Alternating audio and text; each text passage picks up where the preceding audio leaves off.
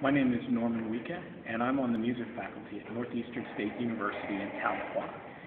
At NSU, I conduct the wind ensemble, I teach conducting, and I also teach applied low brass.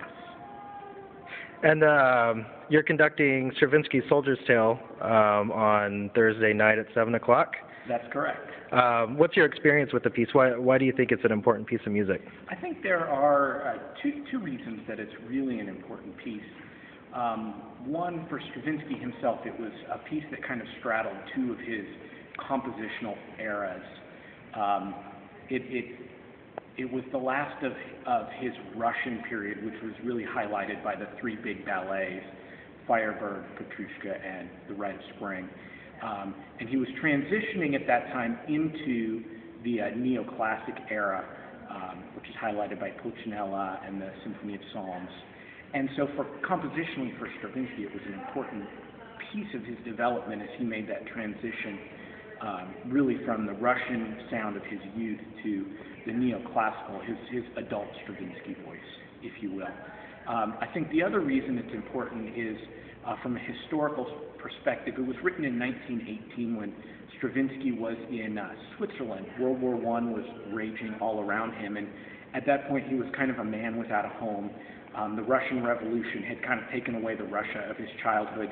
He'd spent some time in Paris working with Diaghilev and the Ballet Russe, but he hadn't really made it to America yet, where he used to make his home for most of his adult life. And so he was in a transitional state, kind of a person without a home. And so I think that in this piece you find a lot of those feelings and a lot of those sentiments. And while what he was trying to do on the surface was create a piece of music and theater that could be done on a very economical budget, because he had no money, and there wasn't money for the arts in Switzerland with World War I raging all around it.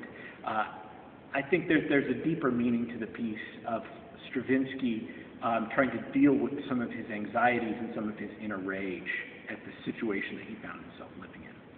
And I forgot to mention that we also roped you in conducting Edgard Varese's Octandre for us at the last minute, so thank you. Oh, no problem. Are there any similarities between the two pieces that you can tell off right off the bat? They're written around the same period. They are. They are written definitely around the same period, but there are some similarities in that both are very driven by the rhythm of the piece. Especially Varese in his quest to kind of serialize rhythm in a way that other composers at the time were trying to serialize pitch. He was trying to serialize rhythm, but even in his serialization of it, trying to destroy any sense of beat or pulse, there's always this forward-moving, forward-propelling rhythm of the piece. And then the same is true of Stravinsky. While Stravinsky oftentimes just plays with the pulse, turning downbeats into upbeats and turning strong pulses on the beat to strong pulses off the beat, quite often turning rhythms on their head. You know, I think there's that same forward-propelling rhythmic drive to both pieces. Great. And I guess lastly, what would compel someone to come and listen to these two pieces on our concert? Why do you think it's important that people hear this music?